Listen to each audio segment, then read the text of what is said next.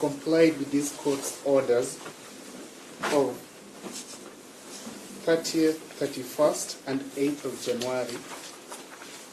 The simple answer, my lord, is that no, they have not complied. Two of the petitioners, my lord, are heading to their second month in captivity.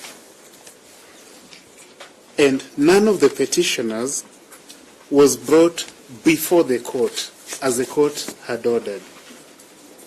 Instead, my lord, the state, using public resources, chose to deposit them around the country, endangering their life even more, and contrary to the court's orders. So the answer, the straight and simple and narrow answer to issue one, my lord, is that no, the respondents are in continuing violation of the court's orders. They've refused to free the 7th and 8th petitioners, and they did not comply with the conditions that the court has given. That, my lord, is the whole issue. Thank you, my lord. Thank you.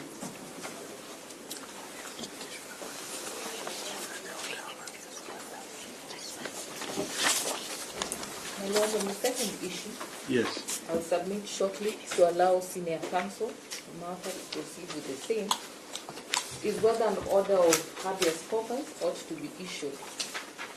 My lord, you're still aware that 2 petitioners are still missing.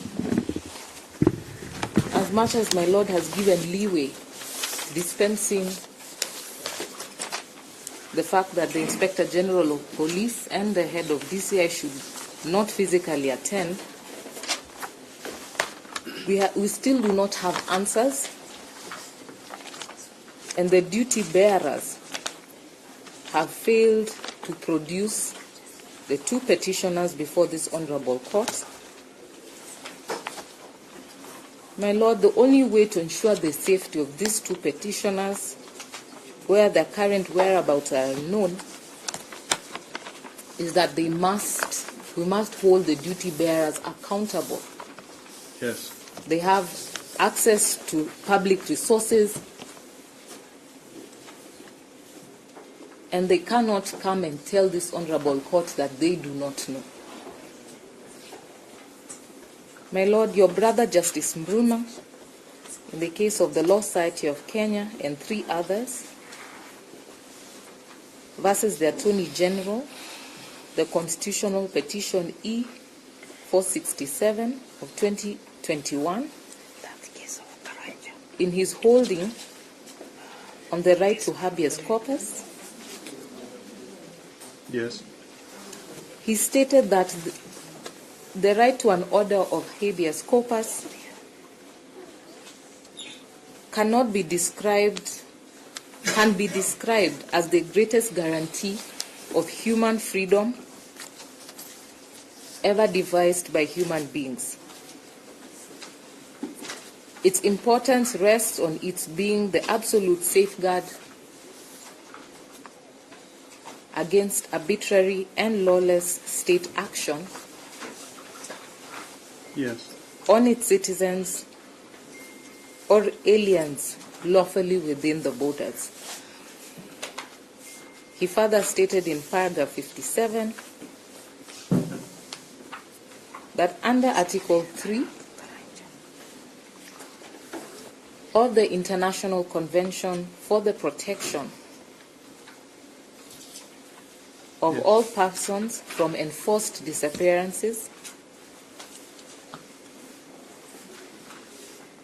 states are obligated Yes. to take appropriate measures to investigate any acts of enforced disappearance and bring those responsible to justice. My Lord, the respondents before you today have failed to comply with those court orders and therefore the writ of habeas corpus sought in this notice of motion application ought to be issued. It is our position that the hand of the respondents is in the incalculable cases of enforced disappearance and illegal detention. The same is for the reason that Yes. the said unlawful acts by the security agencies are tied to those who have criticized the government in one way or another.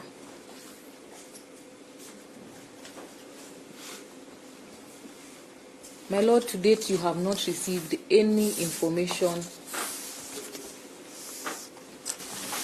as to the extent that they have taken to assure or to provide and produce the two petitioners that are still missing, nor any reason as to why they are lawfully being detained, or at all.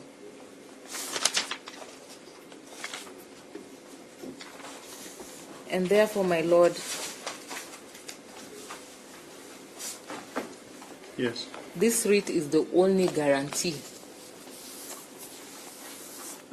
that will assure the safe return of these two petitioners. Thank you.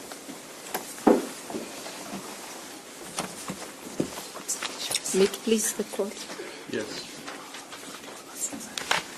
I want to add on to that and say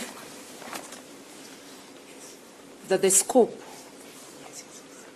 of the writ of habeas corpus is twofold. Yes. To produce the body and to inquire as to the legality of the detention.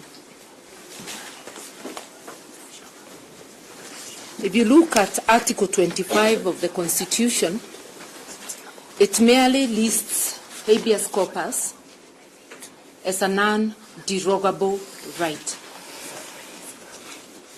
It is not described,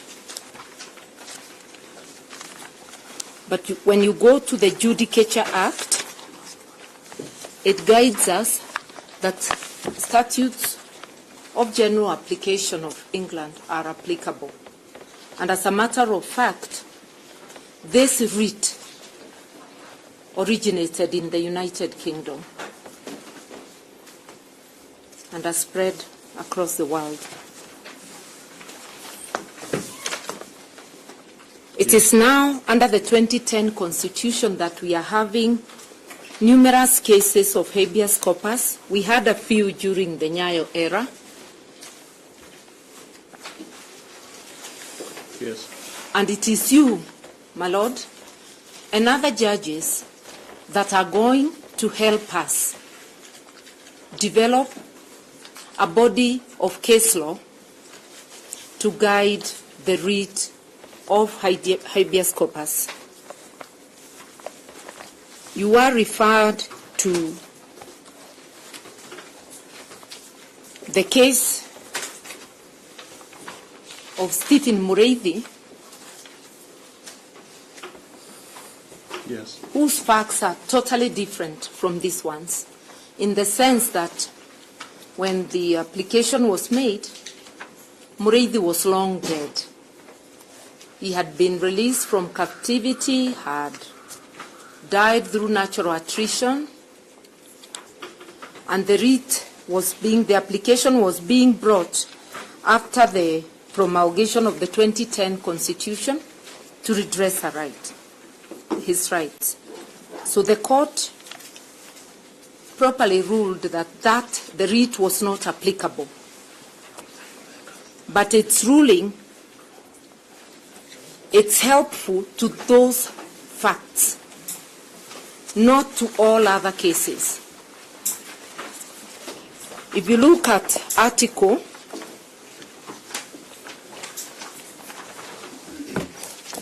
Yes. Article, the page has disappeared, but I'm going to get it. Okay. Article 165, which establishes the High Court.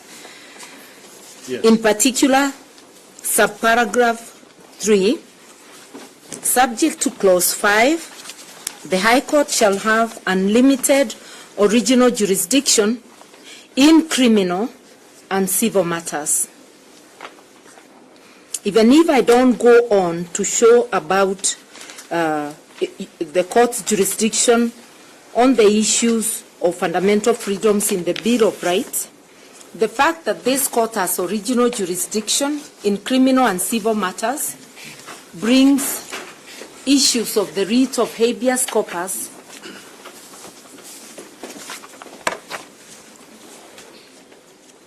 under the ambit of the court. And Article 51 also provides that any person who is detained or held in custody is entitled to petition for an order of habeas corpus.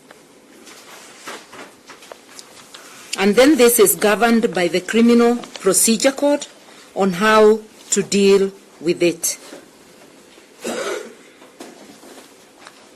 Yes. So my submission is that the court first has a duty to order the production of that person, and that does not exhaust the writ. And the person is produced alive or dead. Yes. In the 1987 case of Kanja by Justice Schofield in Eldoret, Kanja was produced dead after exhumation of several graves in Eldoret. So in Kenya, persons have been produced alive and also dead. The second is the court to determine the constitutionality or the legality or otherwise of the detention. I want here to point out, my Lord, that detention has become, abduction rather, has become an epidemic. Yes. In this country since last year, and the court may wish to take judicial notice that there's been abduction of both foreigners and locals, and we are in court on the abduction of, initially it was 7 persons, but now we are dealing with almost 9 persons, and that petitioner 2 to 6 were coincidentally released just before the IG, the CS Internal Security, and other top officers were to appear before you.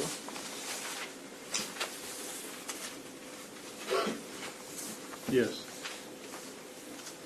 We will also be showing that there is a pattern, that instead of releasing these individuals, producing them in court, they are released elsewhere, and then the duty bearers come to court, wipe their hands, come to court and say, we do not know, we understand, they are now home, as a coincidence. So it is upon, my Lord, to stamp the authority of the law, which will be stamped by this court, because the people of Kenya have given the courts the mandate to oversee the rule of law and to settle disputes between those in authority and citizens. And it is unheard of for anybody to suggest that this court should now say, after all they've shown up, even if all had shown up, and not all have shown up, the court cannot discharge its duty before determining the issue of the legality and pronouncing itself as a guide to stop any further such actions. Now, to conclude, because I think I was time-bound and I may be exhausting my 5 minutes, the court did raise the issue of some of the respondents. And I've noticed that the DPP is saying, I prosecute, please don't bring me here. I want the court to know that he too is a duty bearer. He can direct the police. We have not had any, he has not come to court and say this practice is wrong.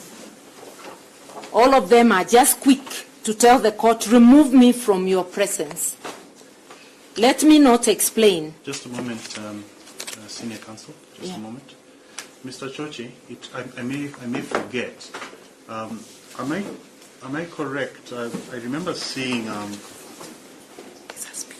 think I saw something from the DPP, the person of the DPP, directing, I can't remember whom, I just glanced at it somewhere. Directing, I think it was DCI to investigate abduction.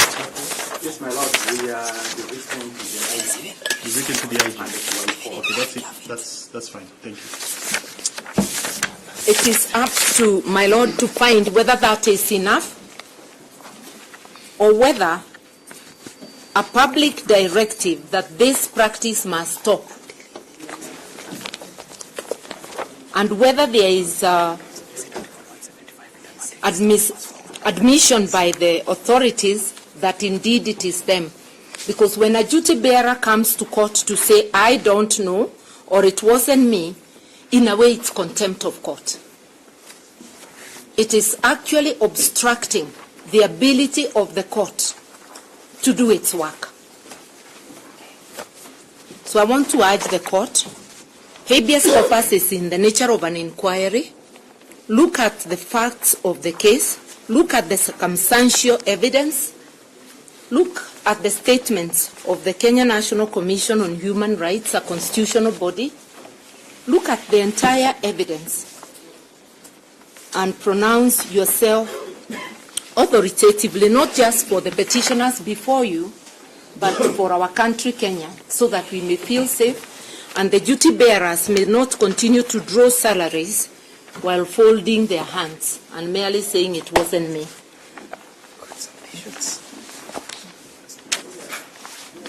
Thank you, Senior Counsel.